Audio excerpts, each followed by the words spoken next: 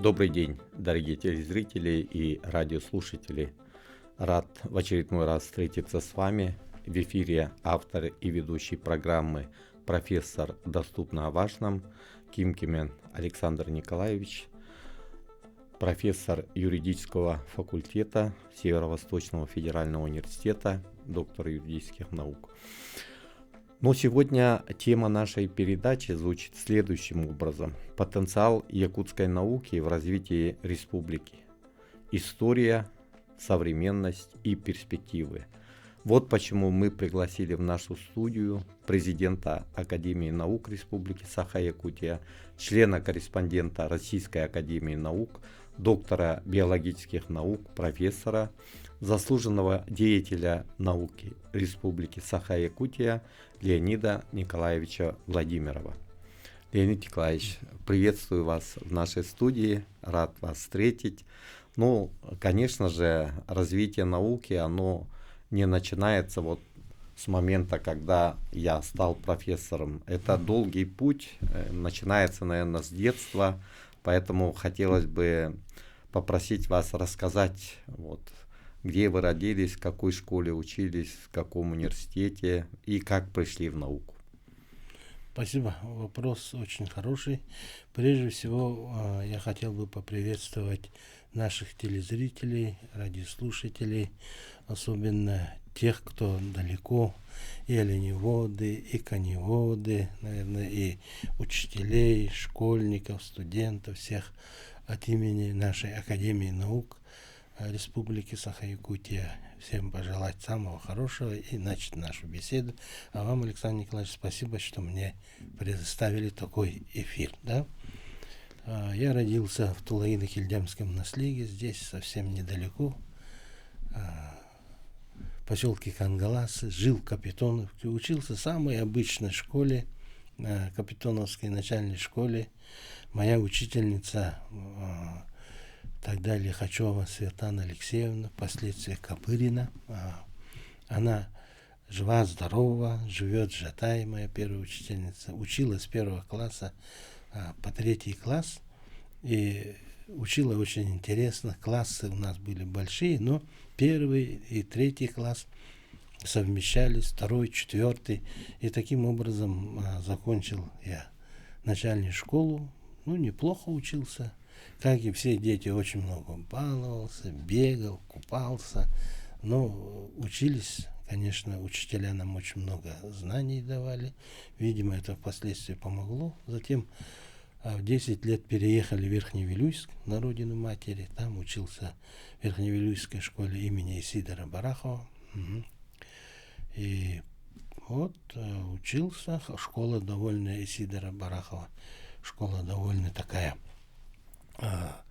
очень качественно дает школьные знания. Учителя очень тоже были со всей страны. Учителя были. И там и русские были, и украинцы были, и башкиры, и татары были, и немецкого тоже как бы этнического происхождения иногда бывали учителя. Но учителя вкладывались, надо сказать. Ну, учился я тоже, так, нормально, как обычные дети, да. Я не скажу, что я ловил звезды, там, блестяще учился. Учился, как и все, тоже любил. Если скажут, что сегодня не учимся, холодно или что-то, я очень радовался. Как все дети. Да. А сейчас, наоборот, наши дети в школу идут с удовольствием, когда говорят актированные дни, они даже как-то переживают это. Почему? Потому что в школе сейчас очень интересно, очень хорошо. Поэтому, а в то время, конечно, школы наши были четко все от А до Б, все расписано. Мы как солдатики оловянные ходили, учили все. И если ты знания не получил соответствующую, контрольную работу не выполнил, это, конечно, было.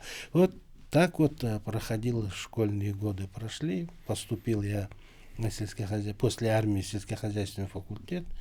Ну, там уже как-то тяга к знаниям очень уже проявилась. Там уже впереди светила карьера, если хорошо учиться, осваивать, будешь специалистом, будешь иметь хорошую зарплату, пробьешься в люди. Это уже во мне проснулось. И я, конечно, на сельхозфакультете учился, отлично учился. Даже какие-то старшие курсы стал в студправкоме, исполняющий обязанности студправкома университета даже. Вот, и получал зарплату. А в 4 курсе даже приняли кандидатом в члены КПСС. Я это сам уже созрел. Вот. И это уже после этого я уже не упускал шансы делать карьеру тоже. Ну, я не скажу, что я карьерист, но карьеру я делал, чтобы не ошибаться, таких вот поступков, таких, за которых краснеть не должно быть обязательно за каждый. Если ты кому-то помогаешь, все равно это все должно законно быть. Если у кого-то помощь получаешь, это все законно должно быть. И работа шла, учеба шла. Но вот насчет аспирантуры, конечно, подумывал, да, но я считал, что это не для меня. Да, это далеко от аспирантуры. Это, наверное, какие-то люди поступают в аспирантуру с большой базой знаний. Люди, которые математику хорошо знают, физику хорошо знают. Ну и многие химию. Ну, это в аспирантуру поступить для меня. Но внутри что-то было. Да? Ну, поэтому, когда мне предложили поступить в аспирантуру, я, конечно, не отказался. И поступил.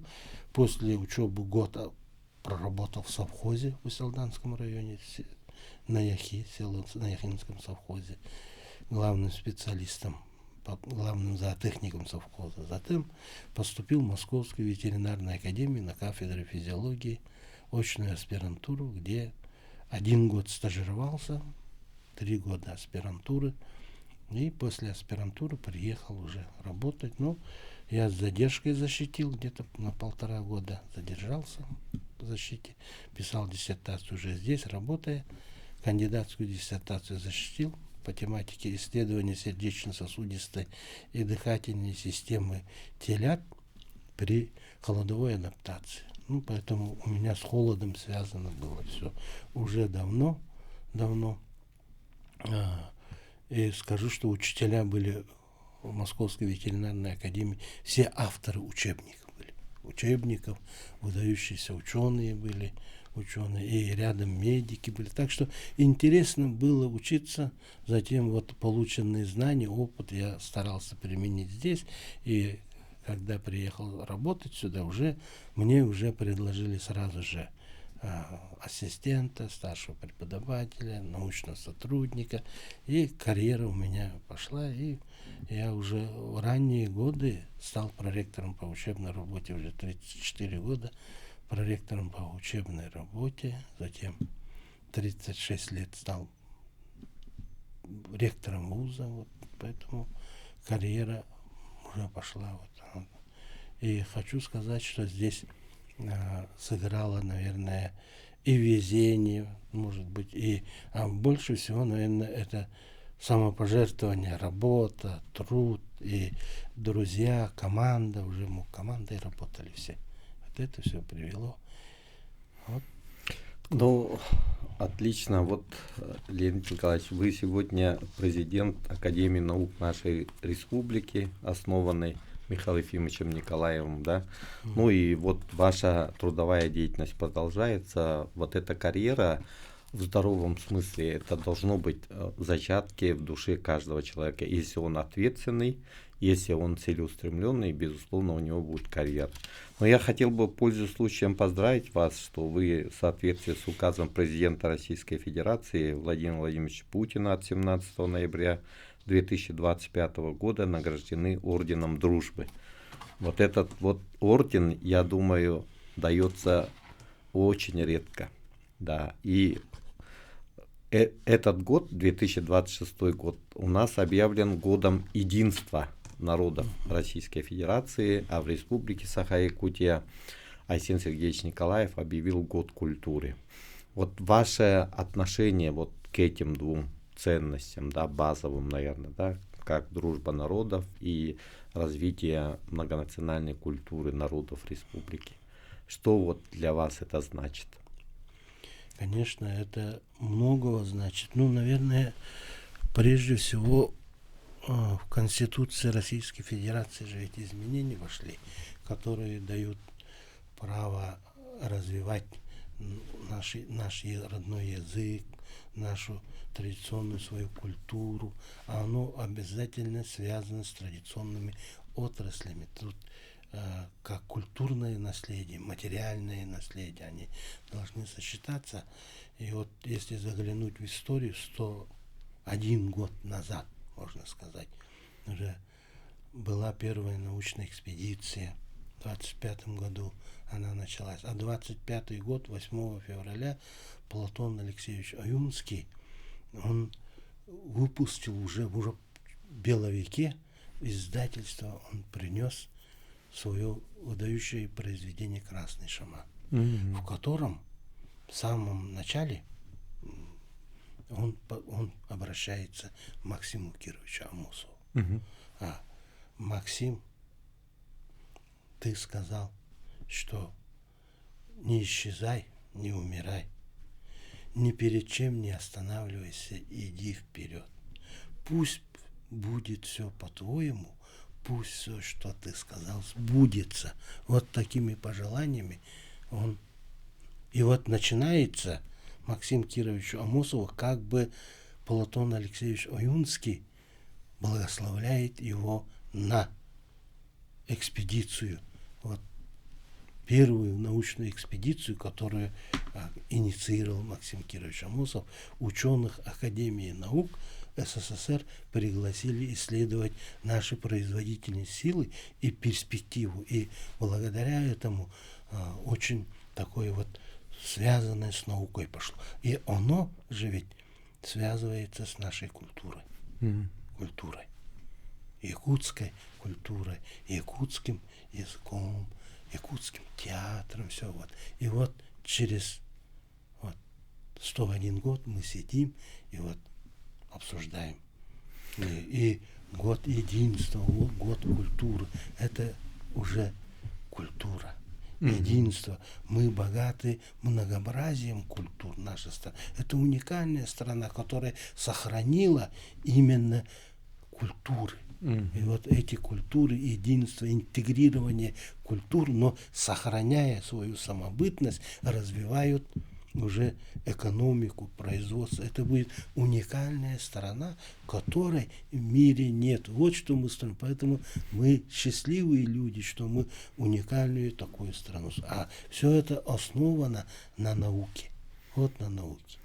Леонид Николаевич, да, я помню, вы были доверенным лицом Владимира Владимировича Путина на выборах президента Российской Федерации. Вот, исходя из этой работы, что вы вынесли для себя по фигуре нашего общенационального лидера? Ну, в 2000 году ИТАР-ТАСС была впервые встреча с доверенными лицами, и там Владимир Владимирович Путин четко сказал: будем строить вертикаль власти и горизонталь. Как бы горизонталь это что? Это на праве. Все будет. Вот у нас здесь что? Уголовное право тогда было, да? Было государственное право. Тут появляется экологическое право, земельное право. Все. Вот муниципальное право. Он все нам.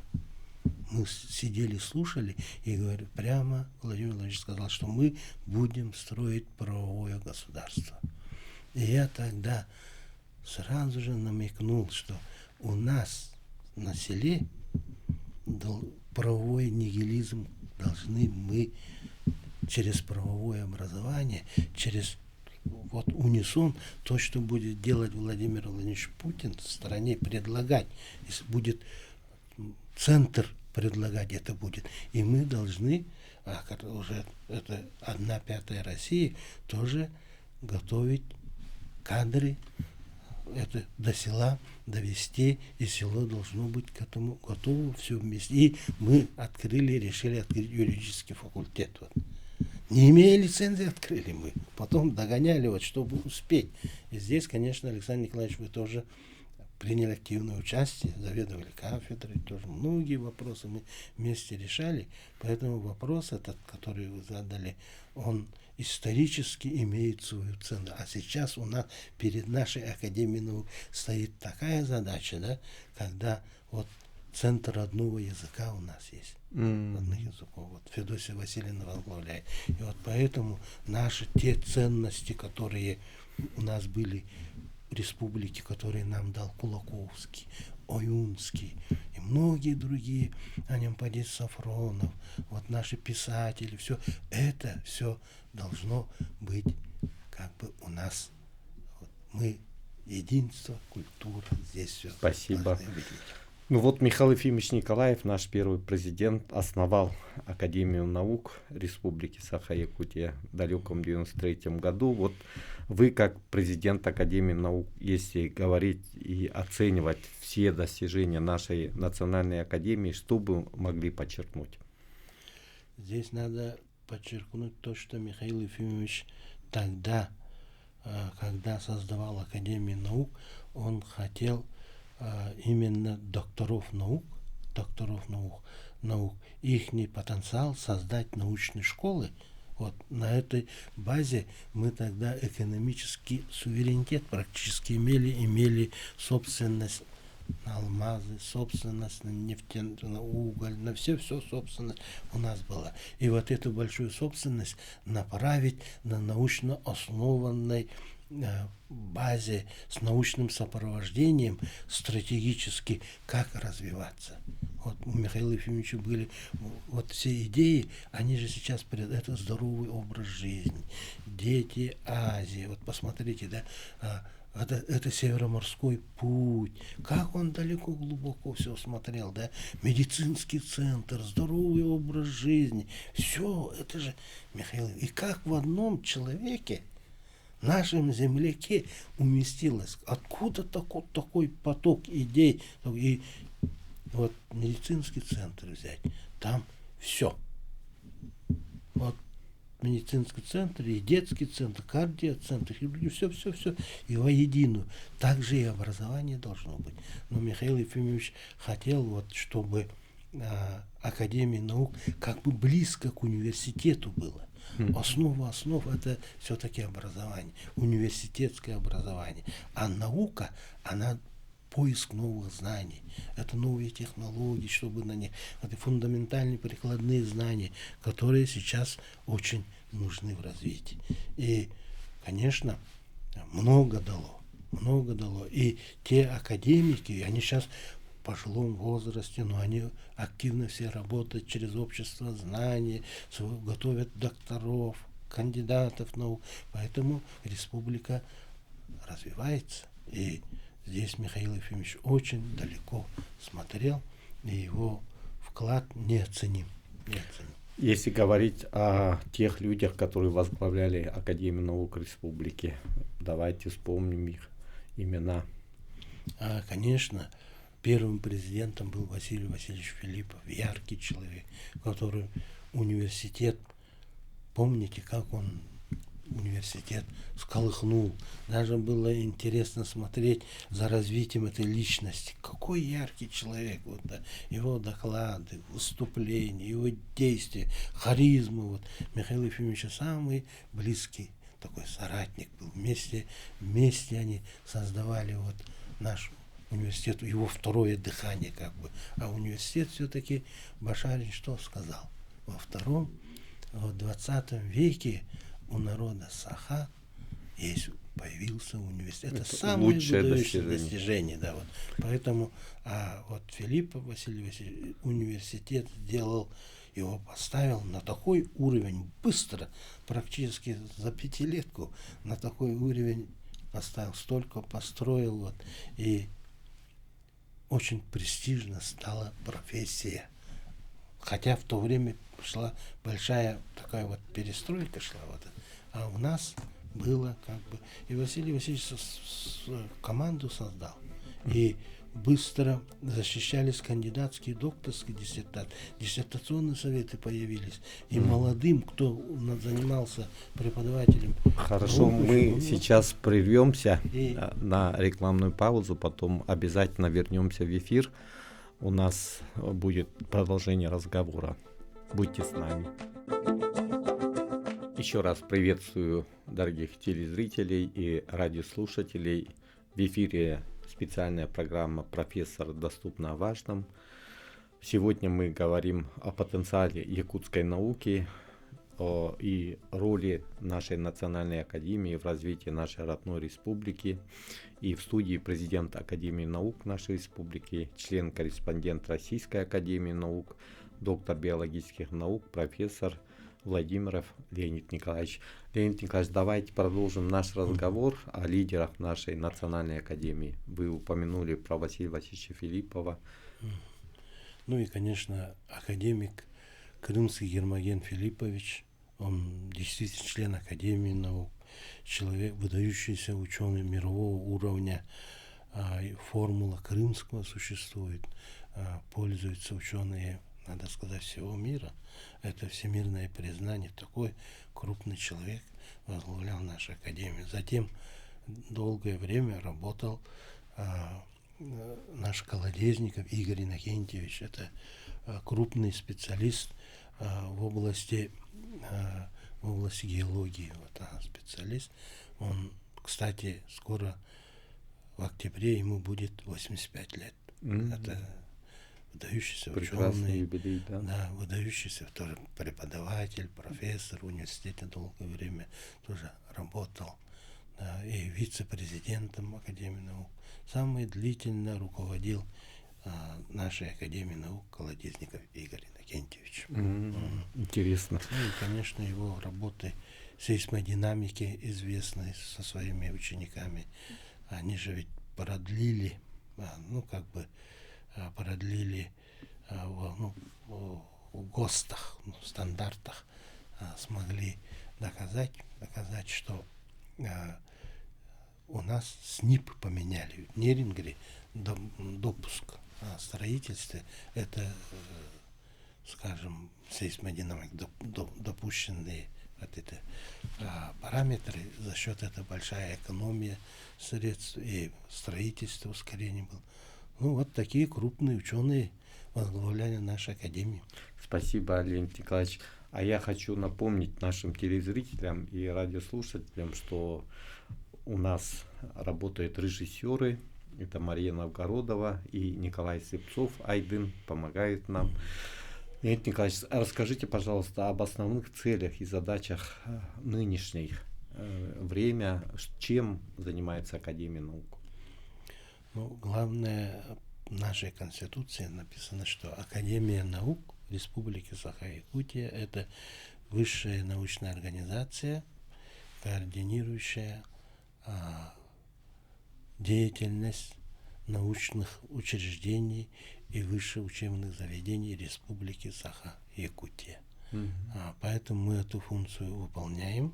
У нас сейчас 42 действительно члена Академии наук, 5 объединенных ученых советов, где обсуждаются все направления науки, и президиум принимает решения. Конечно, сейчас перед нами большие вызовы, и отвечая на эти вызовы, мы организовали встречу с главой.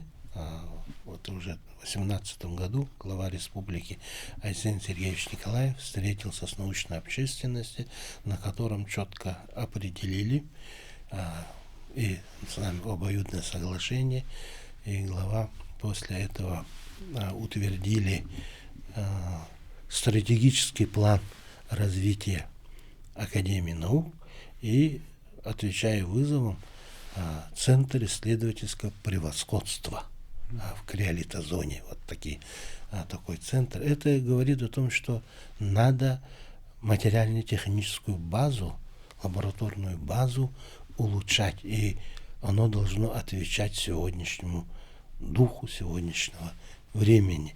И как раз к этому шли комплексные научные исследования, к столетию, да, вот этой первой комплексной экспедиции Академии наук, да, была поставлена задача провести тоже комплексные исследования.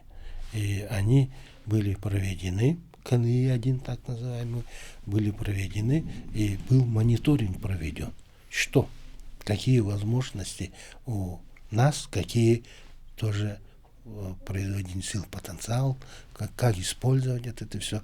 И второй этап уже Александр Сергеевич Николаев, глава, профинансировал, поддержал комплекс научных исследований 2, где уже конкретно были созданы, какие технологии нам надо создавать, в каком направлении фундаментальная прикладная наука должна уже конкретно. А сейчас уже КНИ-3, комплексные научные исследования 3, да, они уже внедрение технологий, уже результат должен быть. И в этом как раз этот вопрос сейчас должен рассмотрен нашим парламентом в ближайшее время, эти вопросы.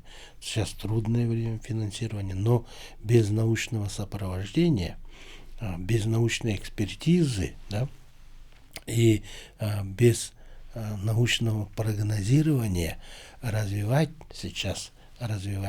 производство, развивать социально-экономическое развитие наше, да, очень сложно. Сейчас не должны ошибаться. Или ошибки должны быть к минимуму совсем приведены. Поэтому Российская Академия Наук, перед Российской Академией Наук четко поставлена президентом страны задача как бы проведения экспертизы. И экспертизу, научно-технологическую экспертизу проводит. Его возглавляет президент Академии Наук Красников, наш президент Академии Наук. И поэтому эти вопросы четко решаются.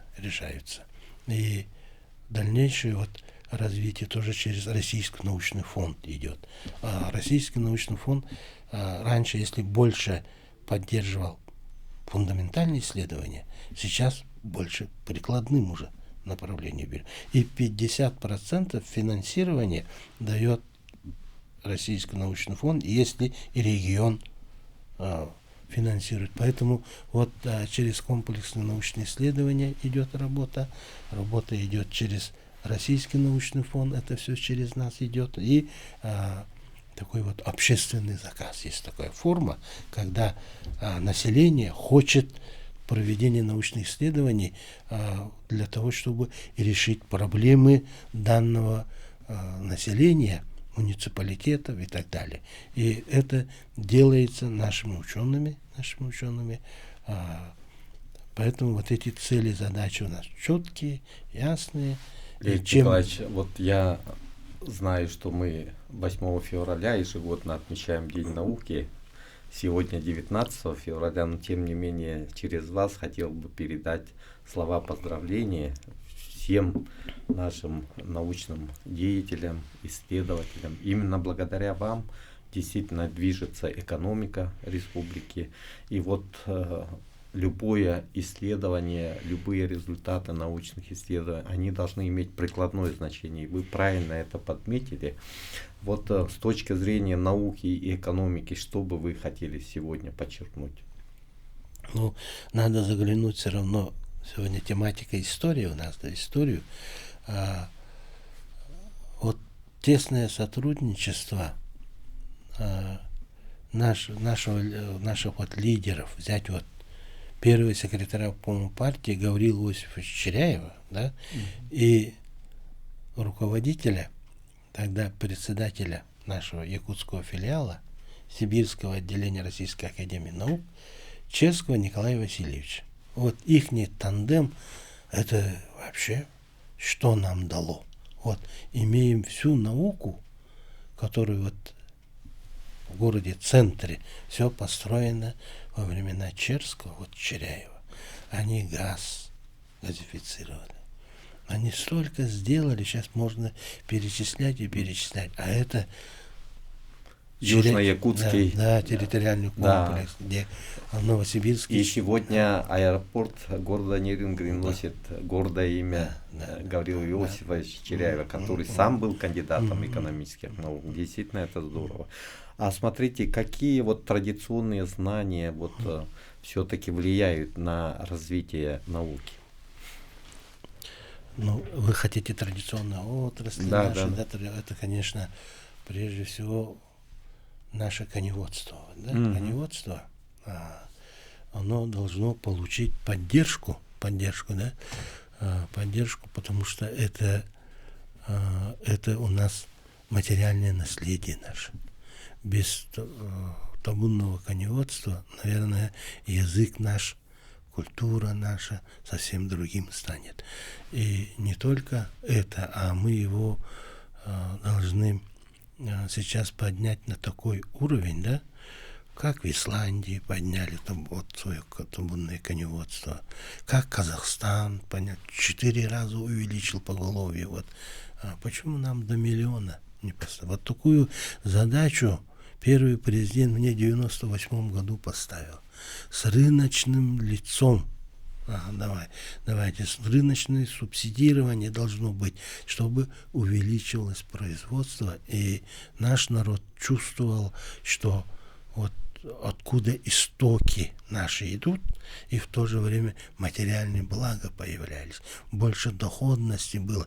И давайте найдите пути. Вот производство кумыса, доение кобыл мы организовали в зимнее время, или вот сейчас новая продукция должна быть, новая продукция, которая от нашей жеребятины, новой продукции, которые на мировом рынке должны цениться. Я не имею в виду, что весь мир накормить жеребятиной, а в ресторанах, элитных ресторанах за дорогу. Надо цель поставить, чтобы как бы его цена шла одинаково, как тунцом. Понимаете? Тунца же мало, да? Он дорогой. А также наша жеребятина, она самый лучший продукт, который всасывает в себя кулинарные ингредиенты. Вот. Гигроскопичность высокая. Вот. И это особенность. И мы подготовили концепцию, да, на концепцию развития нашего коневодства с выходом на международный рынок. Тогда, если сейчас жеребенка покупают 6-месячно за 70 тысяч, но надо нацелиться, чтобы за 150 покупали. Это если на рынке, в ресторанах, мы должны организовать так, чтобы у населения покупать за такую цену 2 раза выше. Но сейчас мы не можем. Но населению деньги раздавать и денег нет, а людей приучать тоже просто так тоже нельзя. И здесь рыночные механизмы все у нас описаны, как мы будем работать. И я думаю, что вот наше табунное коневодство, вот эта концепция, оно нам даст новый вообще уровень жизни, повышение уровня жизни в отдаленных наших территориях. Вот над этим, а затем, конечно, пойдет оленеводство, рыболовство, охотпромысел, вот это растениеводство, все потом комплекс. Но сейчас именно стоит задача развить табунного коневодства. Я главе передал эту концепцию. Он от нас ждал его давно, но вот работая уже в Академии наук, у меня команда уже высококвалифицированная, и мы смогли эту концепцию создать. Леонид Николаевич, у нас очень интересный разговор, но, к сожалению, время неумолимо бежит. У нас остается всего 3 минуты, поэтому вот хотелось бы задать такой вопрос. Какие вот шаги должны быть предприняты для укрепления материально-технической базы наших научных институтов, да, повышения эффективности, использования финансовых механизмов? Конечно, науку надо поддерживать, финансово поддерживать. Сколько мы вкладываемся в науку, да, оно нам в во много раз Обернется да, сторицей. обернется. Да. Вот сейчас у нас в ЖКХ проблема живет. 40% бюджета в ЖКХ везде слышно. Поэтому используем науку, но очень осторожно. Вот не разрушая, что мы создали, такой вот имеющийся хрупкий наш механизм ЖКХ, не разрушая, усовершенствуя, вот улучшая, найти пути снижения себестоимости гигакалории, снижения себестоимости, скажем, киловатт. Вот над этим электроэнергией, над этой проблемой с помощью науки надо работать. И в этом наука готова всегда ответить, она ждет. Наука это как производительная сила. Да, замечательно. Ну вот под занавес такой вопрос. Можем ли мы вот развитие якутской науки связывать с международным таким измерением, да? Какой у нас потенциал есть в этом направлении? Конечно, потенциал нашей республики есть, и это давно такое сотрудничество идет. Но в последние годы наша Академия наук нацелилась и сотрудничать с Китаем. У нас совместное предприятие есть, научно-исследовательский институт фармацевтической биотехнологии создан с крупной компанией Сюань-Юань. Золотой Юань — это самая крупная компания провинции Хэнлунцзянь. И мы работаем. Здесь, конечно, поддерживает в этом направлении это и глава, и первый заместитель председателя правительства Борисов Джилстан Анатольевич в этом вопросе тоже сотрудничали. Мы выезжали в Экспо, выезжали и подписывали соглашение на уровне первого вице-губернатора и Джилстана Анатольевича было подписано соглашение. Но это сотрудничество у нас, конечно, и с другими, тоже с Монголией имеется тесное сотрудничество. Мы там же, наши ученые от Института научно-исследовательского института сельского хозяйства реализовали вакцину. Мы республика, субъект в России. Таких субъектов может быть 1, 2, 3, 4, да, обчелся. Биотехнологическая республика, субъект мы. Мы экспортируем вакцины. А что такое вакцина? Это в науке биотехнологии высший пилотаж. Да. Вот, и наши ветеринары, ученые, команда Неинстроя Михаила Петровича, вакцины производят. Это как раз отмыто лошадей. Мы же про коневодцев тоже говорили. Вот. И здесь исследования Башарина, что говорят, да, что в Якутии издревле не было специализации никакой, кроме 2 направлений: кузнечное дело и доморощенная ветеринария. Вот посмотри, первый академик из народа Саха кто? Ларионов Владимир Петрович, можно сказать, кузнец, сварка. Вот. Да. А первый, кто биотехнологическую продукцию дал, ветеринар Неустроев Михаил Петрович. Вот. Видите, поэтому Башарин замечательно. Далеко, да, вот. Леонид Николаевич, пользуясь случаем, хотел бы поблагодарить вас за то, что вы пришли в нашу студию. Такой интересный разговор состоялся. Хочу пожелать вам дальнейших успехов. Я вот вижу ваши труды, они многоаспектные, они очень полезные для развития экономики. Поэтому желаю вам всяческих успехов, добра и благополучия. Спасибо всем телезрителям.